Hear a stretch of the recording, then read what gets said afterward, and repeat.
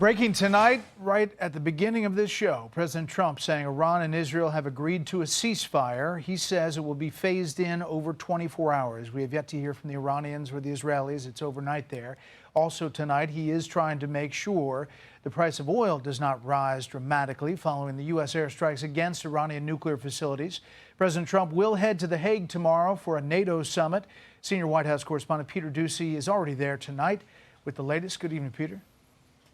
Good evening, Brett. President Trump didn't want to be out of the country for the tail end of the G7 last week because he needed to monitor the situation in Iran from the Situation Room at the White House. But with this ceasefire announcement tonight, there's expected to be enough of a break in the action that he will soon cross the Atlantic for this week's NATO summit. He has prevented a nuclear conflict. Today, President Trump watched Iran retaliate against a U.S. base in Qatar that he visited just last month. Al Udeid Air Base, sometimes referred to as the Deed. Qatar has continued to act as the middleman during back-channel talks between the U.S. and Iran. And today, the president said, "I'd like to thank the highly respected Emir of Qatar for all that he has done in seeking peace for the region."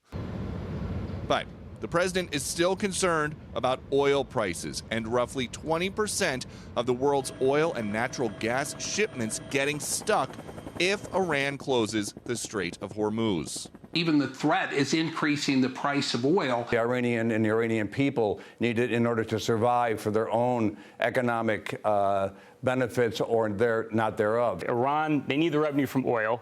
China wants their oil, they get it at a deep discount. Ahead of President Trump's visit to the NATO summit tomorrow, one country is already saying they won't be spending more on defense: Spain. We are normalizing the fact that certain powers are bombing each other, that their leaders exchange nuclear threats, and that the civilian population is the one suffering all of these consequences. So far, 22 of 32 NATO member states pay 2% of their GDP, as expected, but the president plans to pressure them to start spending 5%. The president has been adamant, and our NATO allies, to their credit, heeded the president's strong call in his first term, and we expect them to do it this time around as well. And we just reported about President Trump saying thanks to the Emir of Qatar for their efforts to bring peace to the Middle East. We now have a source familiar telling us that Qatar was passing messages from U.S. diplomats to Iranian diplomats in the lead up to today's attack on Al Udeid Air Base. As for here in the Netherlands, leaders this week want a strong NATO because it is a big deterrent against Russian aggression. But all this action in Iran may suck up more of the oxygen than they were planning on because these leaders of countries with strong militaries want to know what is going to happen next, especially because the way that NATO works, if one member gets attacked, they are all responsible for helping with the defense. Brett? Article 5, Peter Doocy at The Hague.